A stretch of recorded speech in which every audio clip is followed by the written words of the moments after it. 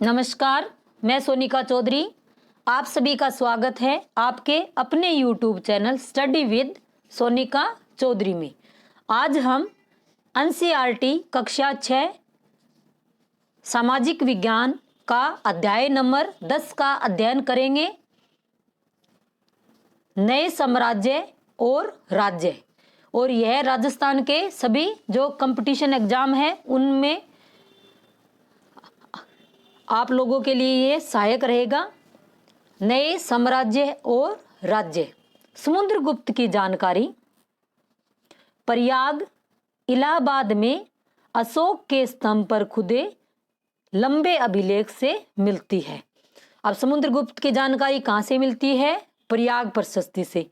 और ये प्रयाग प्रशस्ति है वो कहाँ खुदी हुई है? अशोक स्तंभ का एक लंबा अभिलेख है, उसके ऊपर यह खुदी हुई है। प्रयाग प्रशस्ति की रचना हरिसेन समुद्रगुप्त का दरबारी कवि ने की थी। प्रयाग प्रशस्ति की रचना किसने की थी? हरिसेन ने। और ये कौन था? समुद्रगुप्त का दरबारी कवि था। समुद्रगुप्त की नीतियों का वर्णन। समुद्रगुप्त ने आर्यावर्त के 9 शासकों को हराकर अपने साम्राज्य में मिला लिया था। यानी समुद्रगुप्त ने जो आर्यावर्त के 9 राजा थे उनको हराया और फिर अपने साम्राज्य में मिला लिया। दक्षिणापथ के 12 शासकों जिन्होंने हार जाने पर समुद्रगुप्त के सामने समर्पण किया और समुद्रगुप्त ने उन्हें फिर से शासन करने की अनुमति दे दी। यानी जो दक्षिणी भारत के 12 राज्य थे उनको हरा दिया, तो उन्होंने उसके आगे क्या कर दिया? समर्पण कर दिया। तो समुद्रगुप्त ने वापस उनको राज करने की परमिशन दे दी। असम तटीय बंगाल, नेपाल और उत्तर पश्चिम के कई संघ समुद्रगुप्त के लिए उपहार लाते थे, उसकी आज्ञा का पालन करते थे तथा दरबार में उपस्थित होते थे।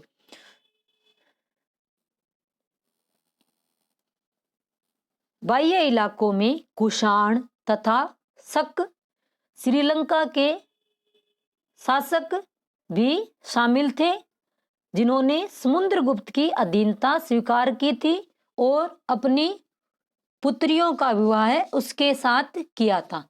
जो बाहरी राज्य थे, जो कुषाण, शक और श्रीलंका के शासक थे, उन्होंने भी समुद्रगुप्त की क्या की? अधीनता स्वीकार की थी और अपनी पुत्रियों का विवाह किया था।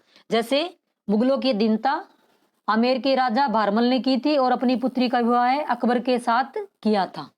अब वंशावली क्या होती है? जिससे वंश की पूरी जानकारी मिलती है कि इस वंश में सबसे पहले कौन था, फिर बाद में उसके बाद कौन था। तो गुप्त साम्राज्य में श्री गुप्त ने महाराजा की उपाधि धारण की थी। अब जो गुप्त वंश का संस्थापक था श्रीगुप्त, उसकी उपाधि क्या थी? महाराजा की। चंद्रगुप्त ने महाराजा धीराज की उपाधि धारण की थी और समुद्रगुप्त ने भी यही उपाधि धारण की थी। यानी महाराजा धीराज की उपाधि किस किस की थी? चंद्रगुप्त की और समुद्रगुप्त की। और महाराजा की उपाधि किसकी थी? श्री गुप्त की। यह प्रश्न पीछे नेट हिस्ट्री में पूछा गया था कि चंद्रगुप्त की उपाधि कौन सी थी। समुद्रगुप्त की मां कुमार देवी लिच्छवी गण की थी तथा पिता चंद्रगुप्त वंश के पहले शासक थे जिन्होंने महाराजा धीराज की उपाधि धारण की थी। ये वंशावलियों में उल्लेख दिया गया है कि समुद्रगुप्त की मां कौन थी? कुमार देवी। और कहाँ की थी? लिच्छवी गण की थी। और उसके पिता, और समुद्रगुप्त के पिता का क्या नाम था? चंद्रगुप्त। और उनकी उपाधि क्या थी? महाराजा धीराज की। और यही उपाधि किसने धारण की थी? समुद्रगुप्त ने भी। और महाराजा की उपाधि किसने धारण की थी? श्री गुप्त ने। बार बार इनको पढ़ेंगे तो ये यही याद हो जाएंगे। समुद्रगुप्त के बारे में जानकारी उसके पुत्र चंद्रगुप्त द्वितीय की वंशावली से भी मिलती है। यानी समुद्रगुप्त के बारे में जानकारी उसका जो पुत्र है उसका क्या नाम है? चंद्रगुप्त द्वितीय, जिसको हम चंद्रगुप्त द्वितीय विक्रमादित्य के नाम से जानते हैं। चंद्रगुप्त द्वितीय के दरबार में 9 विद्वान थे। यानी गुप्त शासक चंद्रगुप्त द्वितीय के दरबार में कितने विद्वान थे? 9 विद्वान थे। और मुगल शासक अकबर के दरबार में भी क्या थे? नवरत्न थे, जिन्हें नवरत्न कहा जाता था। उनमें मुख्य कौन थे? कालिदास, धन्वंतरी, बेताल भट्ट, अमर सिंह, शंकुक आदि। अब आता है वर्धन वंश। हर्षवर्धन। हर्षवर्धन ने करीब 1400 साल पहले शासन किया था। हर्षवर्धन ने कब शासन किया था? 1400 साल पहले, 606 से 647 ईस्वी तक। बाण भट्ट ने हर्षचरित की जीवनी हर्षचरित संस्कृत भाषा में लिखी थी। यानी बाण भट्ट ने हर्षवर्धन की जीवनी लिखी थी। किस नाम से लिखी थी? हर्षचरित नाम से लिखी थी। और कौन सी भाषा में लिखी थी? संस्कृत भाषा में यह लिखी थी। हर्षवर्धन हर्षचरित में हर्षवर्धन की वंशावली देते हुए उनके राजा बनने तक का वर्णन किया गया है। हवेनसांग हर्षवर्धन के समय भारत आया था। अब हवेनसांग कब आया था? हर्षवर्धन के समय भारत आया था। हर्षवर्धन के बड़े भाई राज्यवर्धन की हत्या गौड़ नरेश शशांक ने की थी। अब जो हर्षवर्धन के बड़े भाई थे राज्यवर्धन, तो उनकी हत्या किसने कर दी थी? गौड़ नरेश शशांक ने की थी। ये धोखे से इनकी हत्या कर दी थी। मालवा के शासक देवगुप्त ने कन्नौज पर आक्रमण कर वहां के शासक व राज्यश्री के पति ग्रहवर्मन की हत्या कर दी। अब ये राज्यश्री कौन है? हर्षवर्धन की बहन है। और अब ग्रहवर्मन कौन हो गया? राज्यश्री का पति और हर्षवर्धन का जीजा। तो जो मालवा का शासक था देवगुप्त ने कन्नौज पर आक्रमण कर दिया था और राज्यश्री के पति ग्रहवर्मन की हत्या कर दी। फिर क्या हुआ? राज्यश्री वहां से जंगलों में चली गई थी। बाद में कन्नौज के शासक ग्रहवर्मन की हत्या करने के बाद हर्ष ने कन्नौज को अपने अधीन कर लिया और बंगाल पर आक्रमण कर दिया। और जब ये हर्ष की बहन राज्यश्री जंगलों में चली गई थी तो हर्ष ने दिवाकर मित्र की सहायता से उसको खोजा था और बाद में कन्नौज को अपने अधीनस्थ कर लिया, क्योंकि उसके राज्यश्री के कोई संतान नहीं थी। और बाद में बंगाल पर आक्रमण कर दिया। हर्ष को नर्मदा नदी के तट पर पुलकेशिन द्वितीय ने 630 से 634 ईस्वी मध्य युद्ध में पराजित किया था। हर्षवर्धन का पुलकेशिन द्वितीय चालुक्य नरेश के साथ युद्ध हुआ था और यह किस नदी के तट पर हुआ था? नर्मदा नदी के तट पर। और इसका उल्लेख कहाँ मिलता है? ऐहोल अभिलेख में। इस युद्ध में पुलकेशिन द्वितीय अपनी विजय की घोषणा करता है और हर्षवर्धन अपनी विजय की घोषणा करता है कि इस युद्ध में मैं विजयी रहा था। ऐहोल अभिलेख के रचयिता रवि कीर्ति, जो पुलकेशिन द्वितीय के दरबारी कवि थे। ऐहोल अभिलेख के रचयिता कौन थे? पुलकेशिन द्वितीय। पल्लव, चालुक्य और पुलकेशिन द्वितीय की प्रशस्तियां। पल्लवों का राज्य उसकी राजधानी कांचीपुरम के आसपास था। यानी कांची के क्या थे? पल्लव थे। कांचीपुरम के आसपास के क्षेत्रों से लेकर कावेरी नदी के डेल्टा तक फैला था। चालुक्य का राज्य कृष्णा और तुंगभद्रा नदियों के बीच में स्थित था। यानी जो चालुक्य थे उनका राज्य कहाँ था? कृष्णा और तुंगभद्रा नदियों के बीच में स्थित था।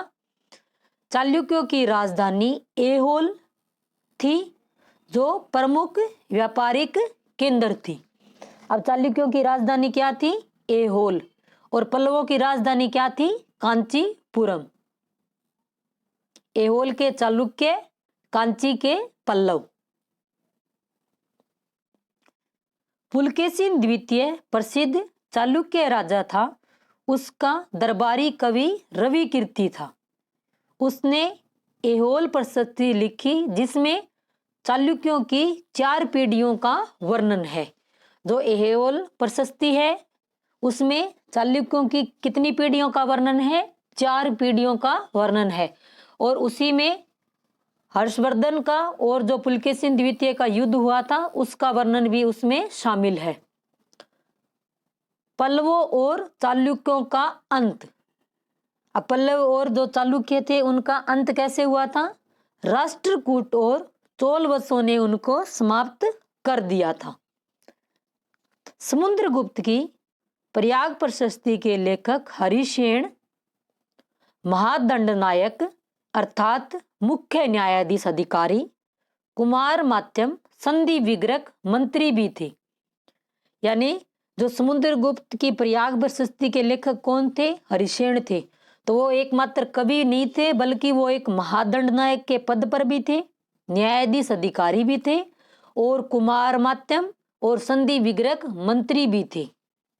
ये उसके पद बताए गए हैं।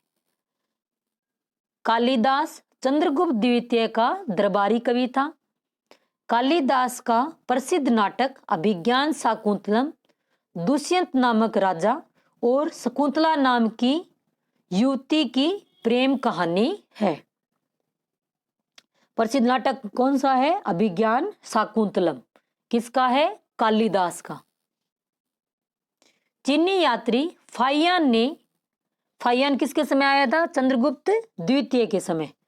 अछूतों के बारे में लिखा है कि अगर इन लोगों को शहर या बाजार में आना होता था तो यह लोग लकड़ी के एक टुकड़े पर चोट करते हुए आते थे। यानी जो अछूत लोग थे वो अगर शहर में आते थे तो वो क्या करते थे? एक लकड़ी को पीटते हुए आते थे ताकि कोई उनको छुए नहीं और वो वहां उधर आराम से वहां से निकल जाए और कोई जो रास्ते में खड़ा हो वो साइड में हो जाए। बाणभट्ट द्वारा रचित हर्षचरित के 8 भाग हैं। कितने भाग हैं? 8 भाग हैं। हरिसेन ने समुद्रगुप्त की प्रशस्ति लिखी, प्रयाग प्रशस्ति। बाणभट्ट हवेनसांग रवि कीर्ति ऐहोल अभिलेख का जो रचयिता था तीनों लोगों ने हर्ष के बारे में लिखा है। यानी हर्ष के बारे में किस किस ने लिखा है? बाणभट्ट ने क्या लिखा था? हर्षचरित। हवेनसांग इसके काल में आया ही था, चीनी यात्री। और रवि कीर्ति ने क्या लिखा था? ऐहोल अभिलेख। तो इन तीनों में हर्षवर्धन के बारे में उल्लेख है। महत्वपूर्ण तिथियां। गुप्त वंश की शुरुआत 1700 साल पहले हुई थी। हर्षवर्धन का शासन 1400 साल पहले।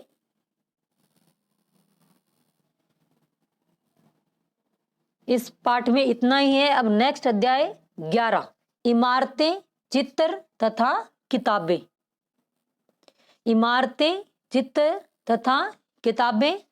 अभी जो पीछे अध्याय पढ़ा है उसमें से आप सभी के लिए एक प्रश्न है, ऐहोल अभिलेख के रचयिता कौन है? तो इसका आंसर आप कमेंट बॉक्स में देंगे कि ऐहोल अभिलेख के रचयिता कौन है। अगर वीडियो अच्छा लग रहा है तो लाइक करें, शेयर करें और चैनल को सब्सक्राइब करें और जो पास में घंटी है उसको भी दबाएं ताकि आने वाले वीडियो का नोटिफिकेशन आप सभी को मिलता रहे। अगर वीडियो में कुछ त्रुटि है, बोलने में कोई गलती लगती है तो वो भी कमेंट बॉक्स में जरूर बताएं।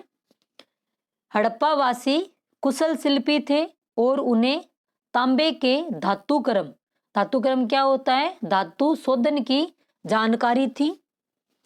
तांबे व टिन को मिलाकर कांसा भी बनाया जाता था। यानी ये तांबा और जो टिन धातु है उसको जब मिलाते हैं तो कौन सा धातु बनता है? कांसा धातु बनता है। हड़प्पावासी कांस्य युग से जुड़े हुए थे। यानी जो सिंधु घाटी सभ्यता थी वो कैसी थी? कांस्य युगीन सभ्यता थी। वहीं उनके उत्तराधिकारी लौह युग से संबंधित थी। सिंधु घाटी सभ्यता के बाद जो सभ्यताएं आई थी वो किससे संबंधित थी? लौह युग से। जबकि सिंधु घाटी सभ्यता कैसी सभ्यता थी? कांस्य युग, युगीन सभ्यता। और हड़प्पावासी लौह से परिचित नहीं थे। अब लौह स्तंभ कहाँ है? महरौली, दिल्ली में। कुतुब मीनार के परिसर में खड़ा यह लौह स्तंभ भारतीय शिल्पकारों की कुशलता का एक अद्भुत उदाहरण है। अब लौह स्तंभ है, उसकी ऊंचाई कितनी है? 7.2 मीटर और वजन कितना है? 3 टन से भी ज्यादा वजन है। वह निर्माण 1500 साल पहले हुआ था। लौह स्तंभ पर एक खुदे लेख में चंदन नाम के एक शासक का नाम है जो संभवतः गुप्त वंश के थे। अभी तक इस स्तंभ में जंग नहीं लगा है, यानी इतना साल पुराना है, 1500 साल पुराना, अभी तक इसमें जंग नहीं लगा है। और लौह स्तंभ का निर्माता कौन है? इसमें एक लेख खुदा हुआ है, तो उसमें चंदन नाम लिखा हुआ है। तो इसकी संबंध किससे बिठाते हैं? कि गुप्त शासक चंद्रगुप्त से, कि भी चंद्रगुप्त ने इसको बनवाया था।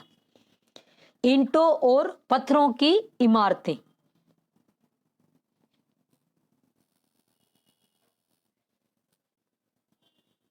अब ईंटों और पत्थरों की इमारतें। स्तूप का शाब्दिक अर्थ टीला होता है। स्तूप का शाब्दिक अर्थ क्या होता है? टीला। प्राय सभी स्तूप के भीतर एक छोटा सा डिब्बा रखा जाता था। इन डिब्बों में बुद्ध या उनके अनुयायियों के शरीर के अवशेष जैसे दांत, हड्डी, राख या कोई कीमती वस्तु, सिक्के रखे रहते थे। इन्हें धातु मंजूषा कहते थे। उसे क्या कहते थे? धातु मंजूषा। प्राय सभी स्तूपों के चारों ओर परिक्रमा करने के लिए वृत्ताकार पथ बना होता था। उसे क्या कहते थे? प्रदक्षिणा पथ कहते थे। इस रास्ते को रेलिंग से घेर दिया जाता था जिसे वेदिका कहते थे। अब ऐसे आ जाए कि स्तूप के भाग कौन कौन से हो गए? एक तो क्या हो गया? प्रदक्षिणा भी होगी, वेदिका भी होगी, ये इसके, और धातु मंजूषा भी होगी। ये क्या है? स्तूप के भाग है। अमरावती आंध्र प्रदेश में 2000 साल पहले बौद्ध स्तूपों को सजाने के लिए शिलाओं पर चित्र उकेरे गए थे। यानी अमरावती आंध्र प्रदेश में बौद्ध स्तूप है, तो उस स्तूप को सजाने के लिए शिलाओं पर चित्र उकेरे गए थे, यानी पहाड़ों पर। सांची का महान स्तूप रायसेन मध्य प्रदेश में है। तो सांची का महान स्तूप है वह कहाँ है? रायसेन मध्य प्रदेश में स्थित है। अब गर्भगृह क्या होता है? मंदिरों के सबसे महत्वपूर्ण भाग होता है जहां मुख्य देवी या देवता की मूर्ति को रखा जाता था। यानी मंदिर में जैसे अब तो ऊपर की साइड में मूर्ति रखते हैं, पहले क्या था? नीचे की मंदिर में एक गर्भगृह बनाया जाता था, तो मुख्य मूर्ति उसी के अंदर रहती थी। अब ये जो मंदिर पूछे हुए हैं, भितरगांव का शिव मंदिर, ये कहाँ है? उत्तर प्रदेश में। 1500 साल पहले पक्की ईंट और पत्थरों से बनाया गया। प्रश्न आता है कि भीतरी गांव का मंदिर कहाँ है? उत्तर प्रदेश में। और यह किससे निर्मित है? ईंटों से निर्मित है। सांची का मंदिर कहाँ है? मध्य प्रदेश में। भूमरा का शिव मंदिर मध्य प्रदेश में। नचना कुठार का पार्वती मंदिर मध्य प्रदेश में। अभी जो पीछे 2020 में फर्स्ट ग्रेड हुई थी, तो इसमें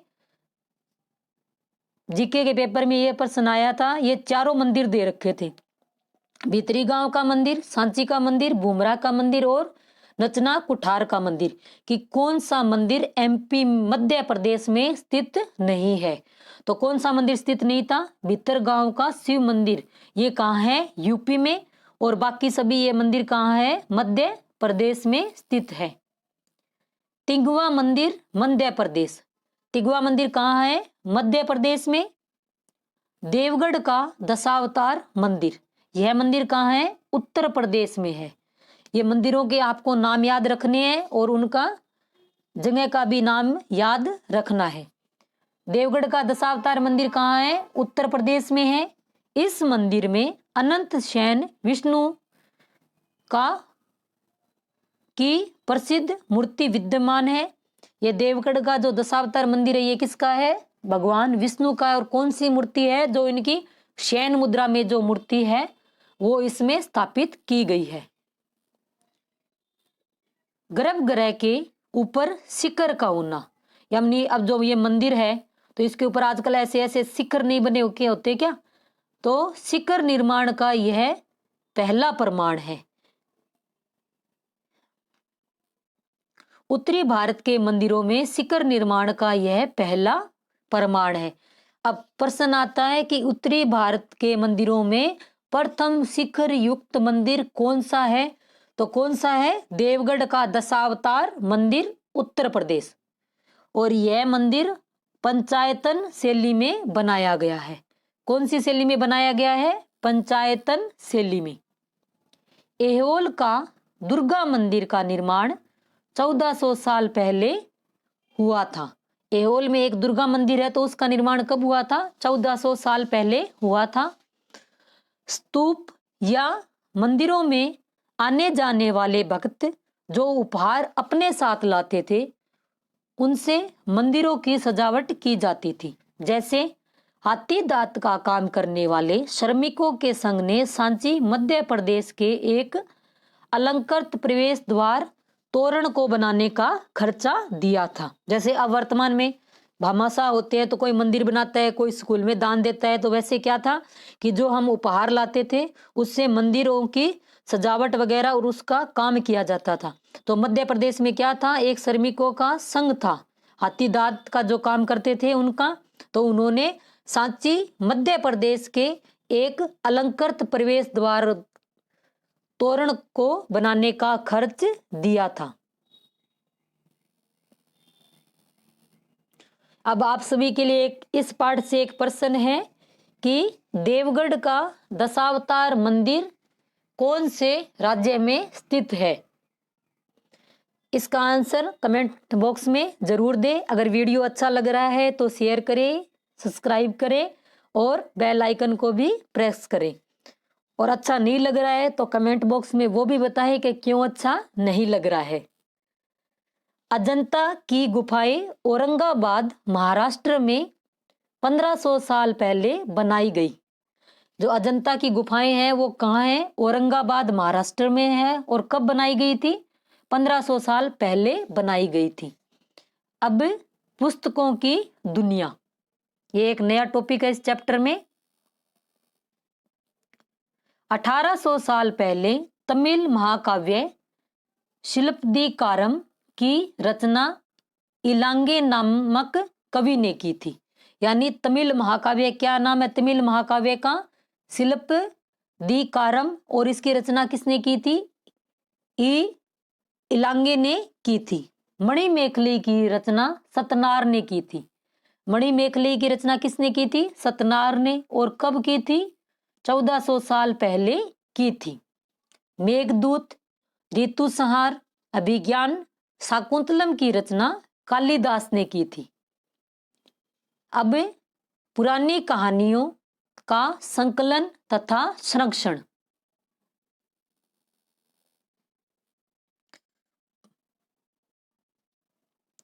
अब पुराण, पुराण का शाब्दिक अर्थ होता है प्राचीन। पुराणों की संख्या कितनी है? 18।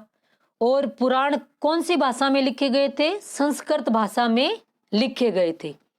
रामायण और महाभारत भी संस्कृत के लोकप्रिय महाकाव्य है। तो रामायण और महाभारत मूल रूप से किस में लिखा गया था? संस्कृत भाषा में लिखा गया था। पुराणों और महाभारत दोनों को ही व्यास नाम के ऋषि ने संकलित किया था। पुराणों और महाभारत को जो संकलन था वो किसने किया था? व्यास नामक ऋषि ने। महाभारत का एक भाग भगवत गीता भी है। यानी महाभारत का एक भाग क्या कहलाता है? भगवत गीता। संस्कृत रामायण के लेखक वाल्मीकि माने जाते हैं। तो संस्कृत में रामायण लिखी गई थी, उसके लेखक कौन माने जाते हैं? वाल्मीकि जी। पंचतंत्र की कहानियां किसकी है? विष्णु शर्मा की।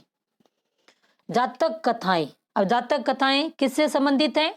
भगवान बुद्ध के पूर्व जन्म की जो घटनाएं हैं उनको क्या कहते हैं? जातक कथाएं कहते हैं। बरहुत का स्तूप, यह कहाँ है? मध्य प्रदेश में। अब विज्ञान की पुस्तकें,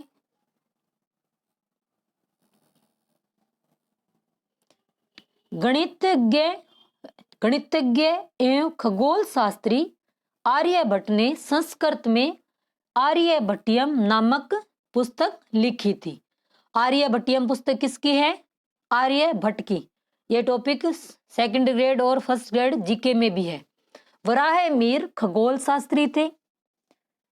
पंच सिद्धांति का वृहत जातक, वृहत संहिता, लघु जातक इनकी प्रमुख रचनाएं हैं। लीलावती की रचना भास्कराचार्य ने की थी। अब ये भास्कराचार्य कौन है? एक गणितज्ञ है। प्राचीन भारत में आयुर्वेद के दो प्रसिद्ध चिकित्सक थे। कौन थे? एक तो थे चरक और एक थे सुश्रुत। अब चरक कौन सी शताब्दी में थे? प्रथम शताब्दी में। और सुश्रुत कौन सी शताब्दी में थे? चौथी शताब्दी में थे। चरक द्वारा चरक संहिता औषधि शास्त्र की महत्वपूर्ण पुस्तक है। चरक की पुस्तक का क्या नाम है? चरक संहिता। सुश्रुत ने अपनी पुस्तक सुश्रुत संहिता में शल्य चिकित्सा की विशेषताओं का विस्तार से वर्णन किया है। अब नेक्स्ट, कागज का आविष्कार 1900 साल पहले लून नाम के व्यक्ति ने चीन में किया था। यानी कागज का आविष्कार कब हो गया था? 1900 साल पहले। लेकिन उन्होंने बहुत सालों तक किसी को इस बात का पता चलने नहीं दिया था।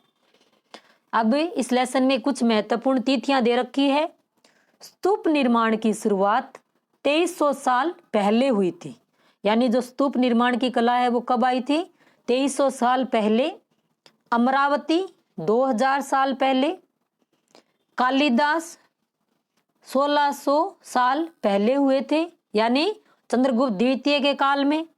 लोह स्तंभ, भीतरगांव का मंदिर, अजंता की चित्रकारी, आर्यभट्ट, ये सभी कब हुए थे? 1500 साल पहले हुए थे। और दुर्गा मंदिर कब हुआ का है? 1400 साल पहले। इस वीडियो में इतना ही आज के लिए। अगर वीडियो अच्छा लगा है तो लाइक करें, शेयर करें और चैनल को सब्सक्राइब करें और कमेंट बॉक्स में जरूर बताएं कि वीडियो कैसा लगा। धन्यवाद।